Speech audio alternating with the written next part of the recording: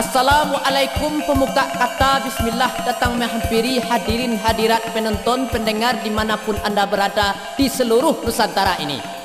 Ketat dan indah diimbaukan nama, kok gedang dan indah disebutkan gala. Karena di Minang ini terlalu banyak orang yang bergala, tidak bersekolah, bergala juga. Ada Pakih, Sidi, Sultan, Abagindo Sultan, ada lain sebagainya. Sebelumnya saya minta maaf. Talintuang dek kenainya, tak singgung dek turun. Sudah tahu saya bergagas, manga mengengkang juga tegak janjang. Apa tut malah terlanda? Daripada panjang bana saya berpidata, lebih baik saya perkenalkan satu persatu yang mendukung album Langkok-Langkok ini. Inilah dia, Mak Lepo. Mak Lepo kurang nyoranca dari ketek suko lalu di katia. Dikapi amak jawapat bantuak muko berserak-serak. Setiap orang mendadak kabulala sampai-sampai masuk ke dalam sama.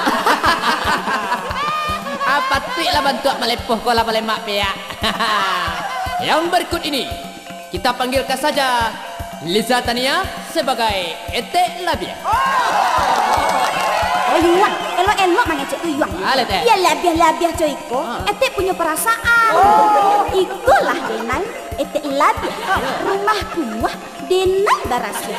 Siku mandi, jo ayam mandi. Ya, hidung labiah, muncul labiah, mata jani, kulit barasia, makan sirih, minum ayam putih, segala labiah. Alah tu, mak dan. Oh, abang bayo yo tek mama. Bayo tek mama tak pasal bayo yo kata yo lain. Kalau indak iyo kan, kacau. Nah selanjutnya, inilah dia Mak Hitam. Nice. Awas. Ini juga bang. Ambo Mak Hitam gagah mana? Lalu bagaluang serpo ulang. Utak santiang pengana melala. Suko tak cantik dalam Sarawak. Orang mencaliak terpesona karena Mak Hitam babangun badan. Babangun badan. Apa tut malah hari musim hujan saja sekarang ini. Ternyata Mak Hitam ini yang tidak mandi. Rasanya kurang afdol kalau saya tidak memperkenalkan diri. Tentulah yo ya. Inilah John Cakra. Kadang di orang ketek di saya. Atau balik ya. Kadang berjalan tergonta-gontai pula. Sampai terpijak cirit kuda. Ketek kaki kadang kepala. Maka lama jo palai badan. Orang meminta sorry saja. Kenapa? Di sini tidak ada lowongan kerja.